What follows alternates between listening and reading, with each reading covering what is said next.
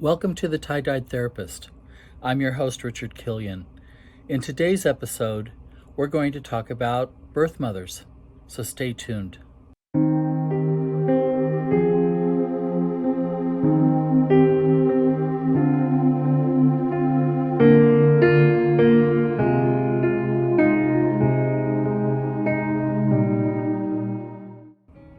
Thank you for joining me. Imagine, if you would, that you are a young woman and you discover that you are pregnant. You didn't plan this. It certainly wasn't anything that you intended, but nevertheless, you discover that you're pregnant and you have to make a lot of decisions about your future. You may or may not have any support from your parents or your extended family. You may be living on your own, or you may be living with roommates. The birth father may be somebody that you hooked up with recently, but they're not serious about you.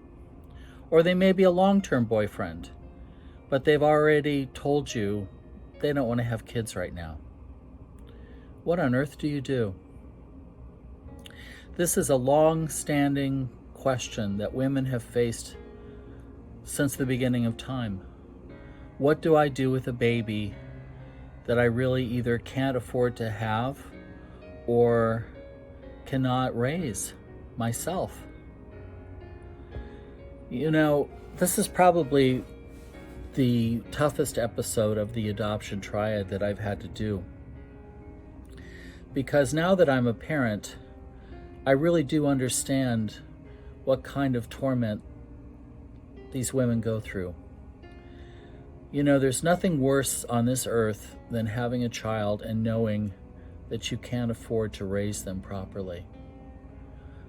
To be so stressed out because of money and finances and lack of support. And you know, even in this world today where people are able to get abortions in certain states, I've never met anybody who ever wanted to get an abortion. Even if it was necessary, they didn't want to get it. And at the same time, they also know that giving a child up for adoption is a very difficult process. Fortunately, lots of things have changed in the world and in society. There are such things as open adoptions.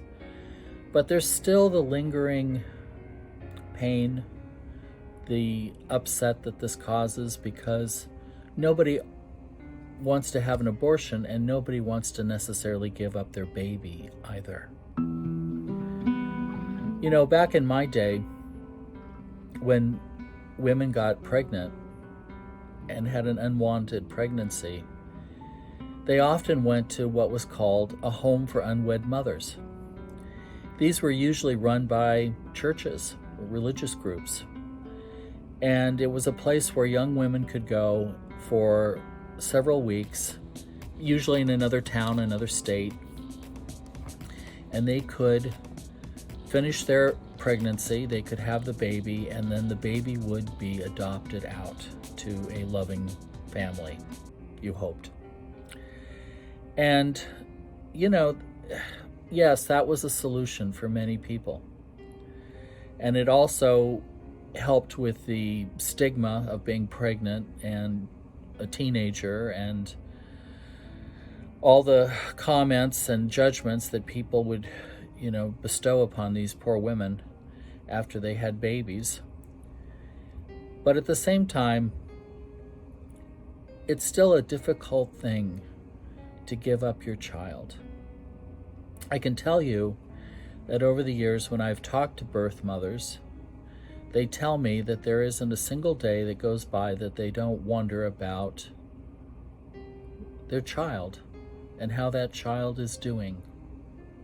Especially for birth mothers who had to sign agreements that said, you know, you can't contact anybody, you can't share information, this is a private adoption, you know, we're protecting your confidentiality, we're protecting the confidentiality of the child, we're protecting the adoptive parents. It's still really difficult. It's really hard. And, several years ago, I had the good fortune of finding and meeting my birth mother. And while it wasn't one of these Oprah moment stories that you see on TV, I did learn quite a bit that day when I met my mother. For one thing, birth mothers carry an enormous amount of guilt and shame. That we know for sure. The other thing that I learned while I was talking with her was how many problems she had in her physical body. And I want to just explain that for a minute. I do believe that there is a connection between the mind, body, and spirit. I do believe that when people go through tremendous amounts of trauma or stress, it impacts your physical health. My birth mother had spent the bulk of her life in a lot of physical pain. She'd been to the Mayo Clinic any number of times for back pain, joint pain, arthritis-related issues. I'm not saying that all of that was caused by having a child, an unwanted child, but what I am saying is that the stress and the torment that caused her did not do her physical body any favors. She was also from a generation where giving up a child for adoption was unspoken. It was a secret. We didn't tell anybody. We didn't tell our family. We didn't tell most of our friends. We may not even tell future spouses about what we had gone through. And because of that, I do think that she suffered a lot of physical pain in her body. I think she was holding on to a lot of secrets and stress, and I think that it got the better of her. That day when I met her, I felt terribly sorry for her. And I felt, that, how do I put this? Many times people say, if I do the right thing, I'm going to find resolution. I'm going to feel better because I did the right thing. I made the right decision. But that's not how life always works. Sometimes we do make the right decisions about things, and we feel awful. We feel awful that we had to go down that path and that we had to make that decision. So, while I do feel a lot of empathy for my birth mother and what she did for me and for herself and her family, I recognize that she paid a price. As everybody in the adoption triad does, in one form or another. We come into this life in all different ways, in all different sorts of circumstances. And we find that the rest of our life is working out some of these details. And for me and for other people around the world, we had to work these things out. We still have to work these things out. So, anyway, I want to end this on a good note.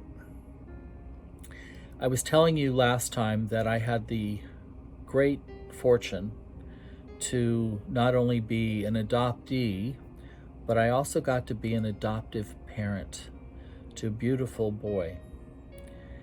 And 3 years ago, I got to be a birth parent for the first time to a beautiful little girl named Madeline. And while I can tell you that I love these children equally, it was a different experience seeing my daughter being born, and to know that there was a genetic connection between us.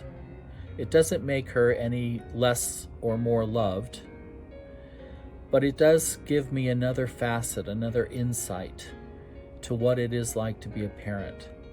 So I can end this conversation by saying I've done all three, and I'm all the better for it.